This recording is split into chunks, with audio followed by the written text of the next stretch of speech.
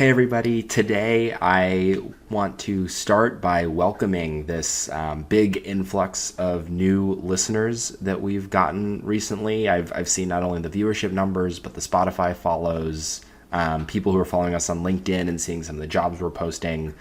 So if you haven't, done that or that's something you're interested in doing, one or the other, would encourage you to do that. But for a lot of folks who are newer to the program and have heard a lot of the interviews we've done recently, a lot of the deep dives that we've done, I'm realizing that some people, didn't see some of the original content that was kind of core to the mission that we actually set out to do. So on today's episode, I'm actually going to re-air the first of the technicals episodes that I recorded with Blaze and Olivia way back in the summer. And this is an intro to the three statements. So for folks who are here, not only wanting to get kind of inside scoop on, the industry, learning some of the jargon, how a lot of this stuff works, hearing from people who've gone through the interview process, hearing live mock interviews on the show, we do all of that. But we also go deep into explaining every component of all the technicals that you'll need to break into finance. And you'll see those episodes, they're labeled like technicals in all caps at the start of all the episodes. So today I want to re-air one of those intro to the three statement episodes. It's episode 5. And if that sort of content is new and interesting and relevant for you, I'm not going to repost all these, but I'd encourage you just to go back to, episode 6 and start re-listening to some of those, because I do think it is immensely valuable. And to my knowledge, it's the only place where you're going to get access to stuff like this for free. So that is what we're going to talk about today. And then on a couple of the upcoming episodes, as we wrap out the year, I am going to, step back and spend some time talking not only about kind of, a meta episode about the podcast and where it's been, and then also, where I hope it's going to continue to go for 2024. So stay tuned for that, and I hope you enjoy. Thank you.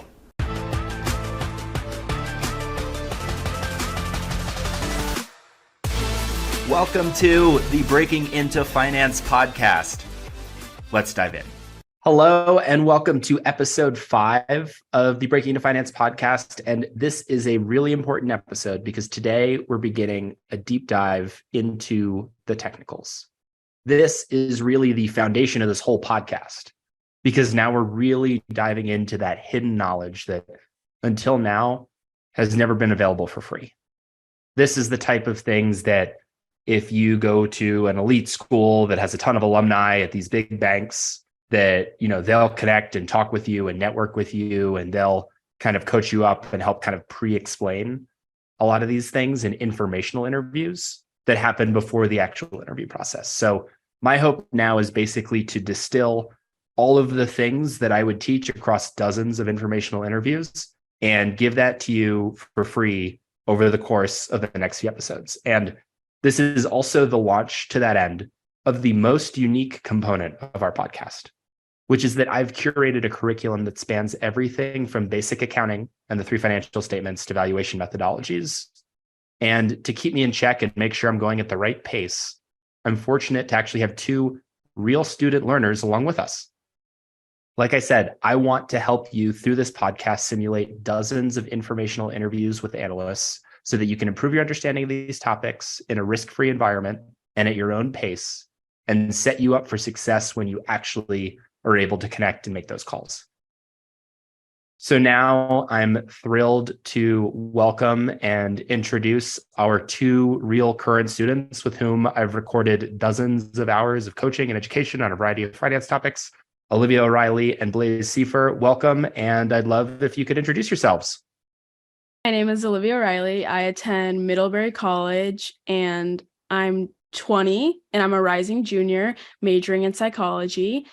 This summer, in addition to working on this podcast, I'm taking 2 courses. One of those is a Calculus 2 course, and the other is a Middlebury Summer Intern Lab, which is focused on giving students real-world skills that we can apply to our careers. I know I want to do something intellectually challenging and engaging, which is part of why I'm really excited for this podcast. I'm really excited to learn new things about the finance world and potentially get some clarity on what I want my career to look like. Hi, everybody. My name is Blaze Seifer. I am a senior at Middlebury College, and this summer I'm working at a public VC firm in Burlington, Vermont Center for Emerging Technologies, as a marketing associate, although I study sociology at Middlebury. So I don't understand the space that well. So really excited to be here and kind of learn alongside you with Craig and Olivia. Thanks for having me on. Awesome. Thanks, guys. So what do finance professionals actually do? Now, it's hard to generalize across the whole industry, but just to summarize it in 2 sentences, I'd say that we use carefully labeled historical data plus some general business knowledge to predict the future. And then we also use sometimes some finance theory to assign a dollar value to those future projections. So now why would we do these things? And the answer is it allows us to value projects and companies. It allows us to create apples to apples comparisons, put a dollar value on anything about what we should do with a particular company's existing resources. For example, should Microsoft have invested in OpenAI for special access to its GPT tool? What is that partnership worth? Did Microsoft overpay or underpay? Did they get a great deal? Another question we could ask is how many new stores should Chipotle open next year? Would you rather invest in Verizon stock or AT&T's debt? Would it make sense for Tesla to buy Ford Motor Company? And even assuming they wanted to, could they buy Ford? These are the types of questions that our toolkit will let you answer. By the way, the finance theory component that I mentioned earlier is actually pretty simple. We're going to spend some time on that, but nearly all of the jargon and nearly all the places where people get tripped up in technical interviews lies in the ability to understand all of these labels and jargon that we use and to understand the relationships between these items. So that's where we're going to begin. Today, we're going to introduce the 3 financial statements using some real-world examples to motivate why we should even care about these items. And quick disclaimer for any finance snobs listening in, we're going to ignore the impact of things like tax in our early examples, but don't worry, we will get to that very quickly. Let's start by talking about, what some of the 3 statements are that people use for evaluating financial performance. There's the income statement, balance sheet, cash flow statement. And we're really going to try to, in this topic and this episode, try to motivate why these are the 3 things that people care about and a little bit about how they work. Olivia, I read an article the other day that said that intro accounting was voted the single most boring class in all of the US and of college courses. And I think that's because it gets taught backwards a lot of the time, where it's a lot of leading with definitions, and it's sort of hard, especially if you're a student, if you've never run a business before, it's kind of hard to be like, why is this the way that we're doing things? I don't really have any context. So I want to start with a situation where you agree to do some work. You would sign a 2-year contract. You're coming out of school, you have a full-time job, but it's a 2-year contract, and they give you a choice. They say we can either pay you every month for 2 years, or we'll pay you everything you're going to earn over the 2 years on day one. We'll just give it to you all up front right away. You have it. Let's say you take all the money up front and someone's like, hey, how much did you make this year and how much are you going to make next year? What would you tell them? Would you tell them I made all this money in my first year and I'm working for free my second year? Or would you say would you average it out? Or I think if I was given the choice, I would average it out, just because since I chose to take all of the money at the starting point instead of having it over the 2 years, I think I would say I made this much money over the average, because then it wouldn't be fair to say I was working for free, because I chose to get all of the money at first rather than having it distributed out. And what if you didn't have a choice? Would you still say the same thing? Or it doesn't have to be a technical thing, just what would you prefer? I would average it out again. Yeah. I would say that I am earning this money within my 2 years, instead of just saying I earned this amount that my first year and then my second year will be working for free. Yeah, I think that is exactly how companies feel too. They think that the timing of when you get paid obviously matters for how much cash is in the bank account. But if you're trying to tell people from a profitability standpoint, like, or from, from an income standpoint, like this is how much I made, the time, like they probably care more about the period over which they're performing the work than they care about when they happened to get paid.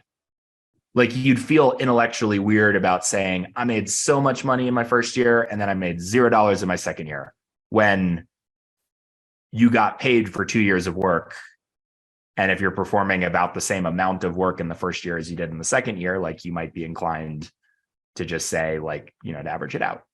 And so the technical term for what we're doing, we're calling it averaging out, but there's a term called accrual accounting, not cruel like mean, like to accrue, accrual accounting. And basically there's like cash accounting, which is not averaging it out. It's like literally when do the dollars come in? And then there's accrual accounting, which is you got money at some point in time, but you're really trying to estimate it based on when you're doing the work. And accrual accounting is the main way that companies in the US do their profitability reporting. And they report profitability on a thing called the income statement. And I will make the argument that the primary purpose of the income statement is for calculating tax.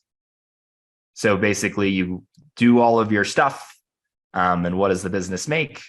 And then you calculate how much tax you owe on it. And then you have your net income is like whatever you made before tax minus how much ever you owe in taxes equals net income.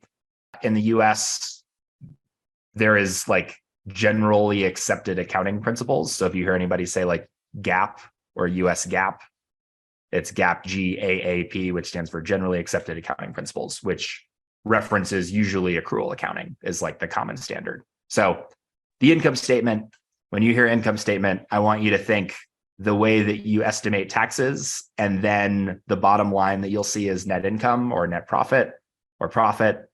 Those are all the same thing, just different words for it. And it describes how much profit you made after the taxes you paid. But then there's like a different question, which is we just said we're averaging it out. But if all we're doing is we're tracking these averaged out numbers, then we don't always know when we're getting paid. Right? Because if all I showed you was this, this income statement that showed, $50,000 in year one, $50,000 in year two, and you don't know, if that was all I told you, like not that you had this decision and like, or that they offered to pay you up front, like you would know when you actually got the money. And so there is of the three financial statements, financial statement 2 was basically born to describe what you have at any particular point in time. And so that's called the balance sheet. And it's called the balance sheet because it wants to basically give you a full accounting for what you currently have in your possession and what you're owed, and then what you owe. And to the extent that you have more than you owe, which is always a good thing, then they created this thing called equity, which basically tracks how much more you have and are owed than how much you're owed. So if I had $20 of cash and I owe somebody $10, how much equity do I have? $10. Yeah, exactly. Yeah. So it's called the balance sheet because the balance sheet always balances. Like if your balance sheet doesn't balance, there is a math error. The balance sheet always balances. And really what it's basically meant to say is like, as you start tracking things like now, so let's say you get paid up front. You now have $100 of cash. That's an asset. So it counts as an asset. Okay. And let's say this is day one. You haven't done any work yet. Do you have any liabilities at this point? I'm guessing that you do. Yeah, you have to do the work. Something? Like Yeah. you signed and so basically like let's say you you accepted the this $100 or this $100,000 and you're just like, I'm not going to do any work for you now. Then they sue you for breach of contract because you didn't do what you were supposed to do, and then you give them the $100,000 back is like how that would play out. So yeah, you have this liability where you owe people work for this money that you've received. And so how much equity do you think you'd have at the point where you've accepted the money, but you haven't done any work yet? Technically, wouldn't you have $0 equity because you still Yeah, have to do the yeah, yeah. You work? haven't, Okay. yeah. You accepted $100 of or $100,000 of cash. You owe $100,000 worth of work, and your equity is 0. Now, let's say you're at the end of this period, you've performed all the work, and let's say, like, you know, in this hypothetical example, you haven't spent any of the money yet. Like, you still have it. So, like, what are your assets now at the end of the 2 years? Wouldn't it be the $100,000? Yeah. Okay. Yeah. And then what are your liabilities now? You don't have any liabilities because you've made up for the work that you've had to do. You've done all the work. And so what's your equity at the end? 100,000. Yeah. There you go. So that's that is the beauty of the balance sheet, is it's basically like your assets are always offset by either liabilities or equity. And the way that we'll think about it is you'll say, well, what do I have? What do I owe? And then equity is the rest, is the way I want you to think about it. Okay, makes sense. And the other kind of funny thing with the balance sheet is, like, what do you call this stuff? Like, that liability that you like owe somebody 100,000. It's like, it is something you owe. And I think frequently what people will see is that weird accounts get created on the balance sheet to like solve for these things. So we'll talk a lot more in future topics about, you know, what the balance sheet is and like what some of those things are, but just high level, just bear in mind that sometimes funny little line items will get invented for the purpose of the balance sheet to make it balance. Okay. But they're really just ways of categorizing what your assets are and what your liabilities are. So this then bridges us to our last thing. And so the cash flow statement basically reports how much money did you make over a particular period of time. So that's the one other maybe like kind of technical thing, is like when you hear like income statement, does that imply to you like a period of time? Like if I said like, what is my income statement for today? Like what is my income statement today versus like what was my income last year? What feels more natural to talk about to you? I would say today, because okay, so like, so tell me about that. So like, what in this hypothetical example, if it's like point in time, like from 11:59 and 59 seconds to like noon, how much money did you make at any particular period of time in this $100,000 example? out of the like second Out of like from- the 2-year contract.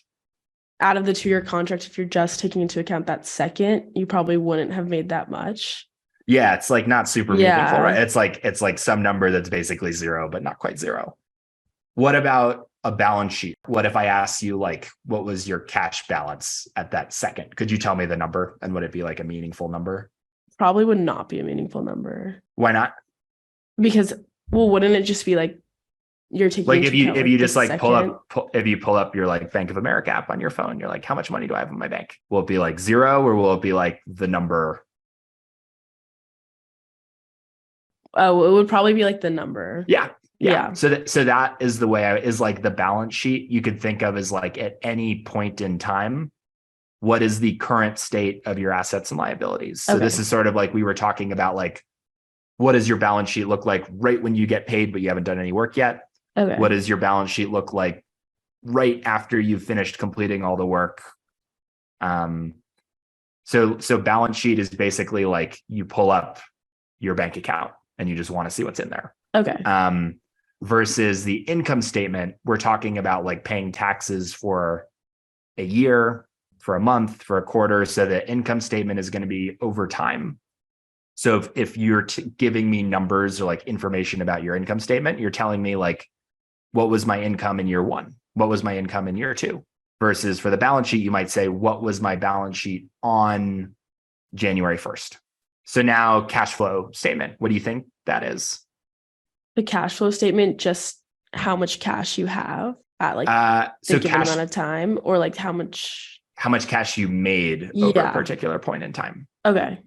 So like, is it how much cash you made over at a single point in time, or how much cash you made over a period of time? Wouldn't it be like over the period of time? Yeah, exactly. That's exactly right. And so it's, like, how much cash did I make last year?